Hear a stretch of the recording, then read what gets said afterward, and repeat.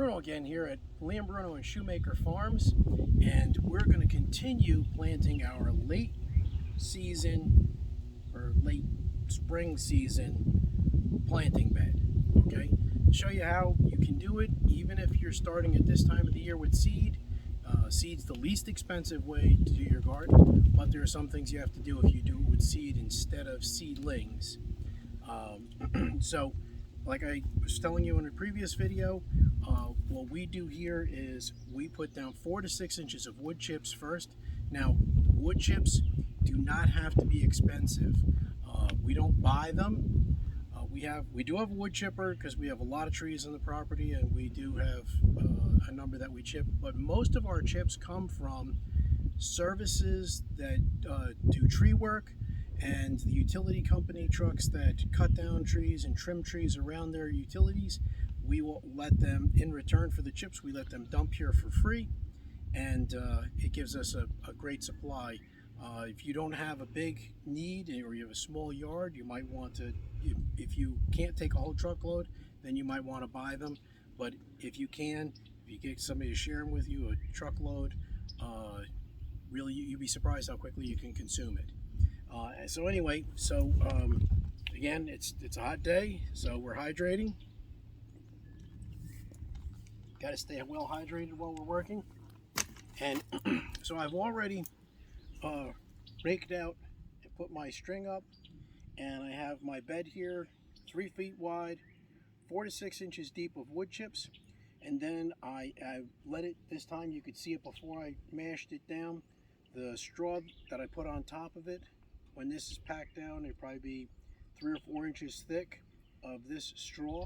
And what these things do are several things. One is the wood chips are going to hold moisture, and they're going to break down and provide nutrients that the plants need. They're going to provide a great environment for earthworms and other things that will break up this hard, compacted clay that we have underneath. Like I showed you on the road, it's hard like cement.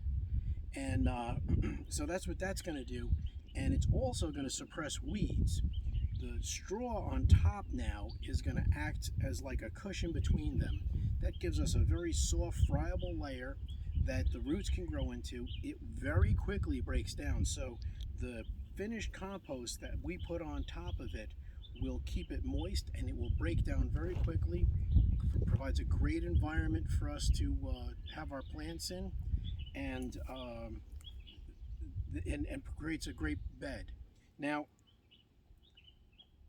for those of you that are a little more scientific, or maybe you know a little bit more or heard this before, you wouldn't want to take your garden soil and just mix the wood chips with it, because it starves it of nitrogen. The microbes that break down the organic matter require nitrogen to do that. And so if you do that, you're going to have a really tough time unless you supplement it with chicken manure, which has to be composted first, or cow manure or such. And even then, it can be a little uphill battle. But for some reason, if we had just put it on top of the dirt and don't mix it in, it doesn't seem to cause a problem. Now, the other thing is that what will happen is that, because if you're like me, I don't like weeding. All right, I do it when I have to, but here is the way that we weed. You see this grass that's here? As the growing season progresses, we won't have too many weeds. Most of them will be able to use a hoe and hoe them out of the way.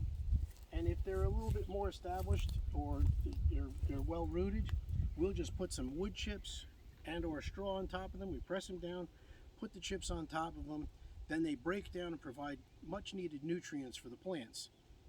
Because the only supplemental fertilizer that we'll be using here is our own, is either composted cow manure, things like that, or possibly manure teas, depending on which plants they are. Okay, so what I did here so far is we are going to also, in this bed, we practice companion planting. So with companion planting, we plant plants that complement each other, help each other out. Some of them enhance each other's flavors, when we get to the plants that do that, we'll definitely point them out to you. Some of them also keep away certain bugs and diseases. Like for example, around our potato patch, we will be planting our horseradish, okay? Because it helps keep things away from the potatoes that eat the potatoes, other than us.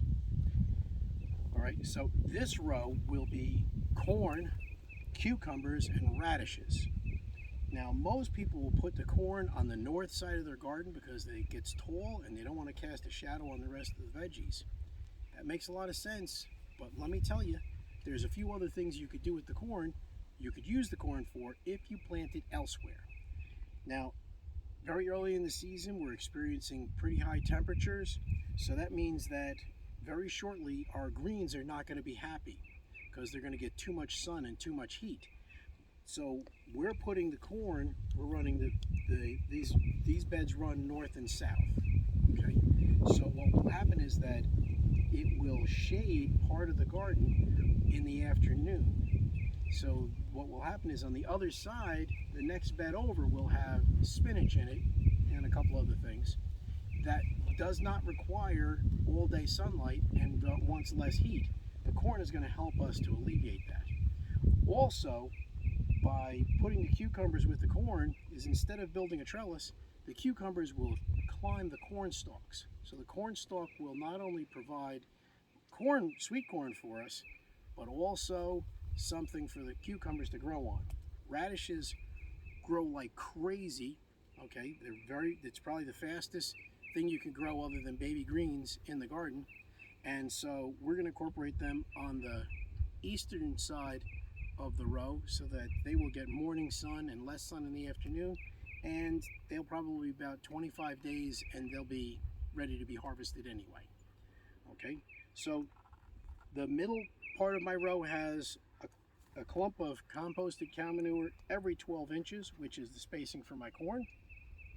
And then on this side, I've gone approximately 3 feet for each one of my spots where I'm going to plant a cucumber, which will train up on the corn. And on the other side, you see that continuous line of compost. That's where my radishes are going to be.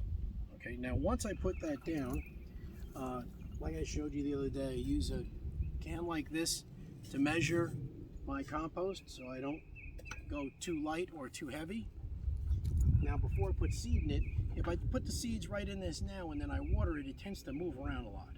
So to stabilize it, what we do is we put our compost down and then I give it a good watering before I put any seed in it, and that helps it to set and not move as much. Then when I water it after the seeds are in it, it won't move quite so much, and we won't have problems with the seed either getting buried too deep or being exposed when we don't want it to be. Okay, so it's real simple. It wets the straw down too. It's good because it holds moisture. It'll begin to break down very rapidly. All right, so there's our, we watered it, so that took a set. Now, another thing too is like corn, for example, with most of the larger seeds, they will germinate much faster if they're soaked first. So if you notice, this corn is, we have a little mold on this, but that's not a big deal. These corns are already sprouting, okay? So what that does, we soak these for several days. If you go online, you read, they'll tell you to soak these for anywhere from 8 to 24 hours. These have soaked for about 3 days. Okay, so it's probably about the limit of how much you want to soak them. Corn gets planted. Usually I'll put 2 of these per mound because since they're already sprouted, it's very likely that they'll both come up. And then whichever's stronger will be the one that we keep. We'll probably thin them later. We plant them about 1 inch deep in our compost here. And so we just go along, like I said, put them down about 1 inch. Sorry if you can't see with the straw there. All right, I'll put at least 2 of these per mound.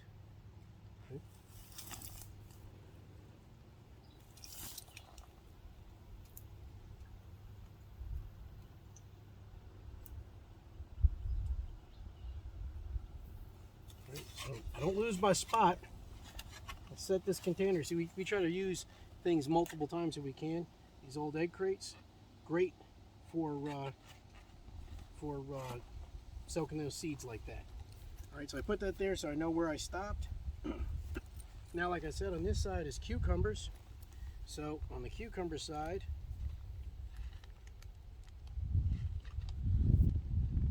these get put a ½ inch deep instead of an inch deep.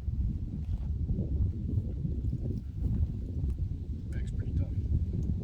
I don't want to tear it and have it throw the seeds all over the garden.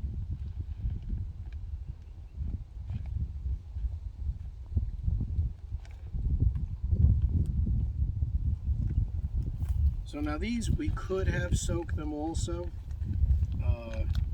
but I did not. They germinate pretty quickly. So these we're going to put, because especially since we didn't soak them, we're going to put 3 or 4 of these in each mound, about a ½ inch deep. Just push it in with your finger a little bit, push a little dirt over top of it. It's good to go. Okay, so now the radishes are going to go on that side, and there are these tiny little seeds.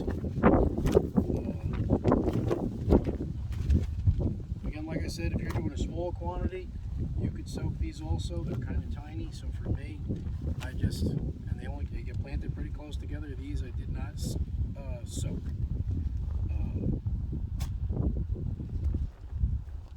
Pretty sharp.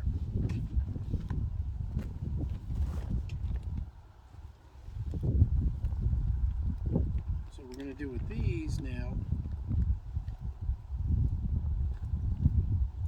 I'm going to put a small quantity in my hand, like that, and then what I'm going to do is I'm going to just gently sprinkle them over the compost here.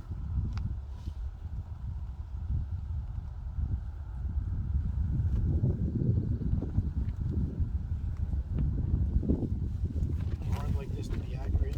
They do sell things to distribute small seed like this evenly, and you might want to invest in it.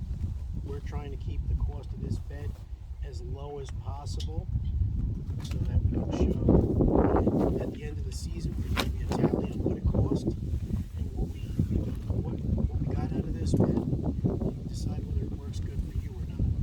We pretty much covered most of these seeds up, and that's it.